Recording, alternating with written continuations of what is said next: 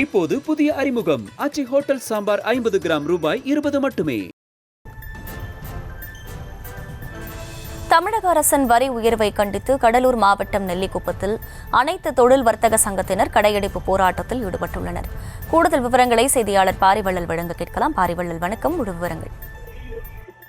அகிலா, தமிழக அரசின் புதிய மறைமுக வரி கொள்கையை அமல்படுத்தி வணிகர்களை பாதிக்கும் வகையில் ஒரு கொள்கையை கொண்டு வந்திருக்காங்க. இதை கண்டிச்சு, அதாவது குறிப்பா நகராட்சி நிர்வாகத்தை கண்டிச்சு, வரி உயர்வுகளில் கட்டாய வசூல் செய்யும் நகராட்சி நிர்வாகத்தை கண்டித்தும் ஒரு கடை நடத்துவதற்கு பல்மடங்கு கட்டணத்தை தமிழக அரசு உயர்த்தி இருக்கு. இதை கண்டிச்சு கடலூர் மாவட்டம் நெல்லிக்குப்பம் பகுதியில் உள்ள வணிக வளாகங்களை சேர்ந்த உரிமையாளர்கள் மற்றும் கடையில் பணிபுரியோர் இவர்கள்லாம் பல்வேறு கட்டங்கள் போராட்டங்களை நடத்தியிருந்தாலும் இன்று அந்த பகுதியில் சுமார் 300க்கும் மேற்பட்ட வணிக நிறுவனங்களை அடைத்து தமிழக அரசுக்கு தங்களை எதிர்ப்பை தெரிவிக்கும் வகையில் இன்று ஒரு நாள் மட்டும் இந்த கடையெடுப்பு போராட்டத்தை ஈடுபட்டிருக்காங்க.